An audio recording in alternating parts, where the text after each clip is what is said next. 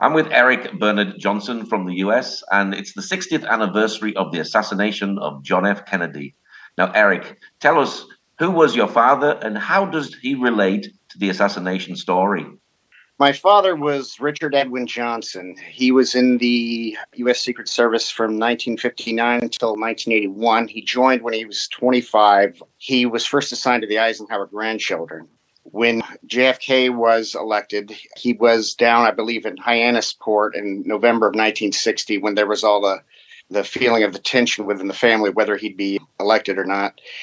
He basically just went with him a lot. He traveled with him a lot. He really signed to any specific member of the family, but he traveled with the president a lot. In Dallas, he was basically assigned to an area near the trademark where Kennedy was on his way to make a speech, which obviously didn't make it there. But he would travel on the plane with him. My dad was from California, and he was raised in California. And my dad used to tell me stories about how a lot of the other agents, like my godfather, who my dad met in the Secret Service, by the way, my godfather saved Ford's life twice on those two occasions. Wow. But a lot of my dad's colleagues were from Chicago, and they weren't really familiar with California. And he would just tell me stories about how when they would have to meet back at hotels where JFK was staying, how a lot of the other agents would get lost and, not remember where the hotel was. But he would tell me how personable JFK was and, talk about his little, his mannerisms. He was with him. I remember he said he would go with him sometimes to confession and he'd kind of be, do scratching the back of his head and, looking at his watch and everything. But it was as a kid, I remember learning all about U.S. presidents because of what my dad did. And I have pictures on the wall. And then as I got older, like learning who all these guys are, Nixon. And he even met Truman one time at a meeting. But there was a book that my dad had called, which I think a lot of the agents got, called Torch Has Passed, from one of Kennedy's speeches. It was a big book, and the photographs were, it basically dealt with Dallas. The photographs were either in black and white or beautiful color. And it was just the scope of this thing was so awesome. So that's how I started learning about the assassination. And I remember looking at these photos of the Capitol and the rotunda when they were taking the casket out, and eventually recognizing my dad, looking younger, of course. And that's when he slowly started to tell me about what happened and that he was there. And it was more so like as I got older, and if I would bring certain things up, he would laugh or something would spark a memory about something that happened with JFK. And some of the stories were pretty funny, actually. How did he hear about the assassination? He was, like I said, he was posted on the side of a street, I believe, not past, where Daily Plaza was. And he had heard, on his earpiece, he had been hit. I remember him telling me about how he saw the motorcade speed by and Clint Hill on the top. And he knew something was, after he had pushed Jackie back in the car. And I remember him telling me how it was all too obvious everything was seriously wrong. He met up with the other agents over at Park Lawn Hospital, and it was just a lot of waiting. And he was talking about how the tension in the hallway right outside the operating room. The thing I really remember him telling me was he knew. I mean, obviously, everyone had gotten the word it was bad. But my father told me he knew he was dead when next thing you know, they're bringing a casket into the room. And, he was there's a photo, there's a pretty famous photo of the agents bringing casket onto Air Force One. And my dad's the guy in the back with the shades. So, and anytime he always had great, memories of JFK. But when he talked about that day in Park Lawn, I remember when I was in middle school and I was doing a report on presidential assassinations because I figured that's right up my alley because of what my dad does. Well, he's like, and he said, if you need anything, just ask me. I'm happy to help you with this. And like I said, I must have been about 14. We were sitting upstairs having dinner, just me, him, my mom. And when we were talking about JFK, he was talking about the day in Dallas. He was going over every detail. My mom was sort of, kind of looking back at me and my dad like, he's remembering a bad memory. And when it really got down to that point where he found out he was dead, my dad just had to leave the table and, broke down. And I just remember the awkward silence, and I just felt so guilty. And my mom just sort of looked at me and she said, "It's not your fault. That was, obviously a bad day for everyone, but, your dad gets really emotional when he thinks about that second when he found out he was dead." Mm. Did your father know the agents that were with him around the car as the car drove through Elm Street? Yep. Yes. Most of those guys were like uncles growing up. I literally called them uncle. Like Dave Grant, he was like my Uncle Dave. Ronald Pontius, he was my godfather, and I'll call him Uncle Ron. And Clint Hill, the agent that jumped on the back of the president's car, he growing up, I think his sons used to babysit me. I remember the meetings with all the old agents, like when I was a kid, and like my godparents' kids were sort of like my older cousins. And, so it was great to have other kids who also had, all these pictures of presidents, and we, so we could all relate to that and everything. And so it was always, and all the, and it's not just, we have pictures on the wall from the presidents he had served, like, thank you for your service from not only the presidents and the first ladies, but there's also like when my father passed away in 2010, my mom and I dig through all these photos, most of which I'd seen or thought I'd seen, and there was just so many more, the photo opportunities with the agents and the president. And so, yeah, there were always interesting stories, interesting memories. And then we look at certain my dad would look at certain photos, and and then he would remember more about certain days, whether they were good or bad. So. It must have been absolute chaos on that day, on the 22nd of November. Yes. Of course, this was 8 years before I was born, but from everything I've heard from my dad and the other agents who I consider family, and, watching documentaries, I'm getting the sense that, like when so many of us, like when there's a loved one who suddenly dies, or it's like there's just not enough time to grieve right then and there, because it's like, now we have a job to do. What are we going to do? We don't have time to think. We don't have time to feel. But I can imagine that flight back to DC must have been a very long one. And I think my dad had to sit by the casket most of the time, or we're near it. And then, of course, the famous black and white footage of when they came back and landed, where, they're taking the casket off the plane. I remember my dad would point and say, "That's me." I immediately had to get on the helicopter with LBJ. Because he was sworn in, wasn't he, on the airplane? Yes, sworn in through the only recording device I think they had was the intercom system from the plane or something, but that's how they recorded it. But yeah, they had to swear him in on the plane. They had all the windows shut on the plane. My dad was behind that photo, was behind the cameraman who took the picture of LBJ being sworn in. I do remember my father talking about how before Dallas, JFK really didn't want to go. He had to go, but he just didn't want to go.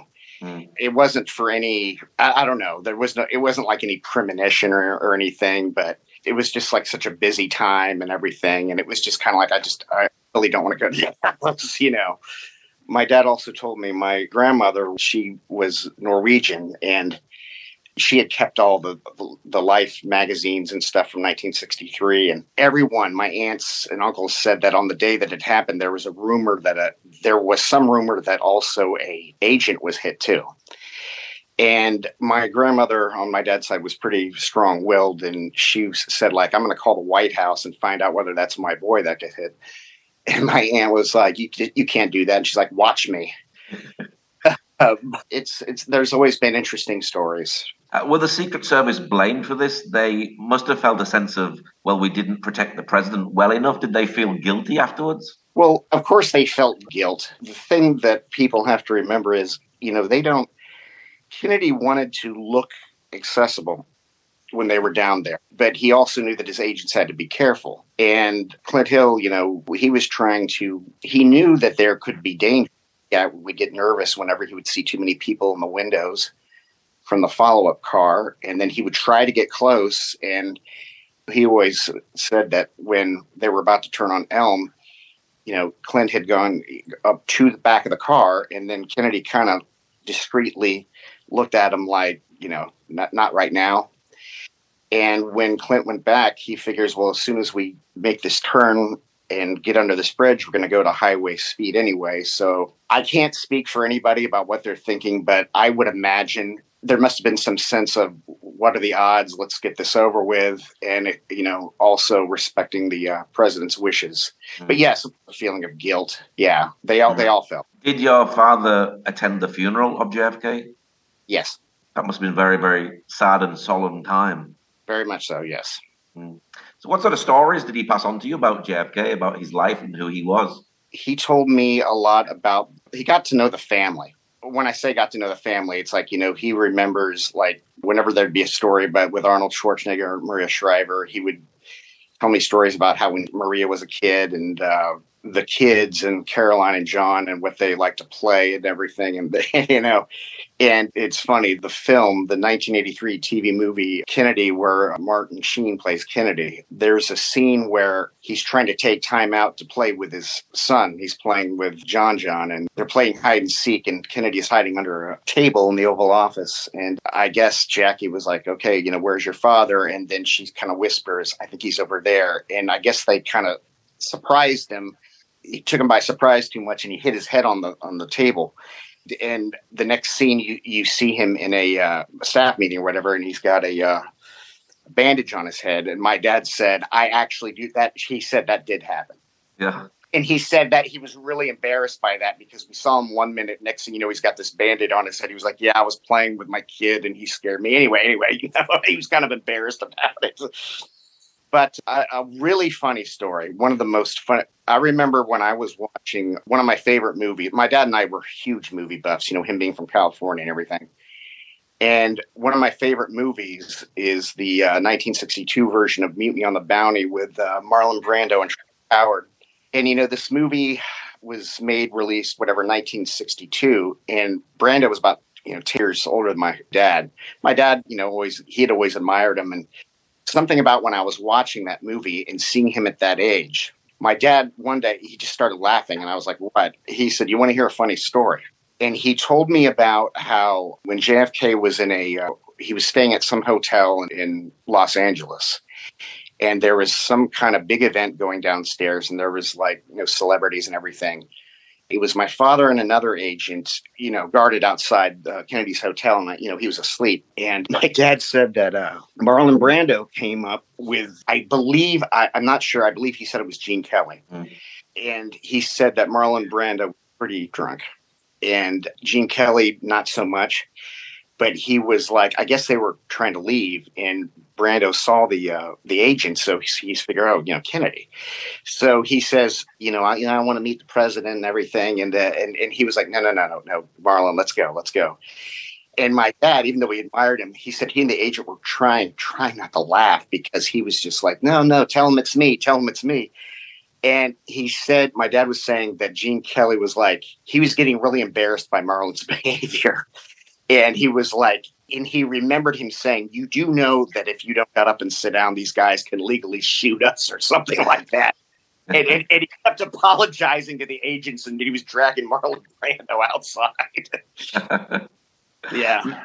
Now, have you ever been to Elm Street in Dallas where all this happened and took place? No, I haven't. And a good friend of mine from high school actually lives in Dallas now. He's like, Eric, you got to come down. And I'll take you, to the book depository and everything.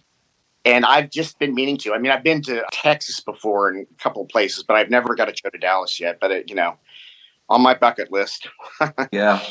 One question I need to ask you is, who do you think assassinated Kennedy? I believe it was Oswald.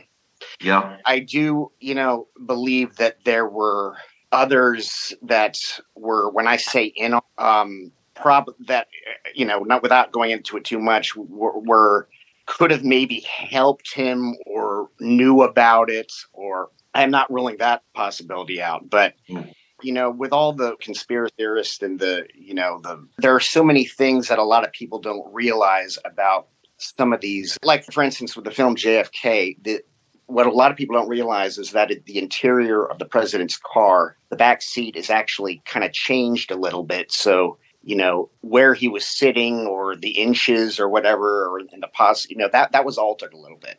Mm. And they've done so many tests to show that he could have done it. You've got, Oswald's marksman, rifleman. So like I said, I do believe he did it, but I'm not ruling out the possibility that, that there were some people who knew about it, probably wanted him dead and could have stopped it. And should some of these people have been arrested or prosecuted? Yeah. But ultimately, I think it was Oswald who pulled the trigger. Must be very exciting to be linked to this very historic event. Oh, yes. Yeah. Wow. Absolutely amazing. Well, thank you very much for sharing a little bit about your father's life. You say you've got all these photographs. Are you going to put a book together, write a book? I've thought about it. When my dad died, I was getting messages from a lot of authors. I'd like to one day. I thought about writing one about my experience with my dad and his memories about it. And, but yeah, I've got a lot of ideas, and maybe the time's right, I'll do it. Well, Erik, thank you very much for sharing today. It's absolutely exciting. This is, I love the story of JFK, and I've watched so many movies and TV shows and things. So just to be able to interview you today is absolutely amazing. Thank you so much. Thank you very much, Paul.